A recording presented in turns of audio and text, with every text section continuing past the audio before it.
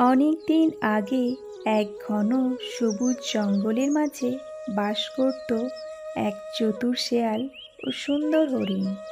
হরিণটি ছিল খুব বিশ্বাসী ও সৎ, আর শেয়ালটি ছিল ধূর্ত ও চতুর।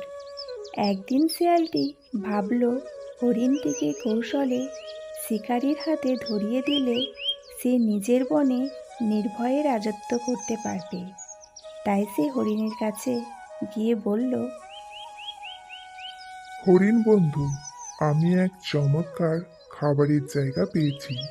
তুমি যদি চাও তোমাকে সেখানে নিয়ে যেতে পারি। সরল হৃদয়ের হরিণ ধূর্ত শেয়ালের কথা বিশ্বাস করে তার সঙ্গে চলল।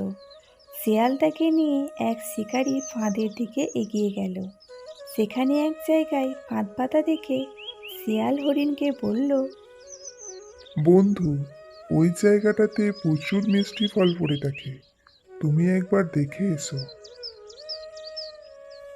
হরিণটি শিয়ালের কথা শুনে আনন্দে চলে গেল, আর ফাঁদের মধ্যে পা দিতেই সে জালে জড়িয়ে পড়ল।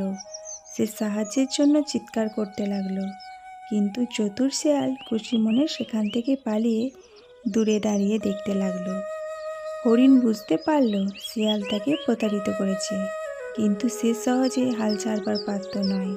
সে শিকারি আসার আগেই নিজেকে ছাড়ানোর চেষ্টা করতে লাগলো, আর শিকারি আসার আগেই সে নিজেকে জাল থেকে মুক্ত করে পালিয়ে গেল।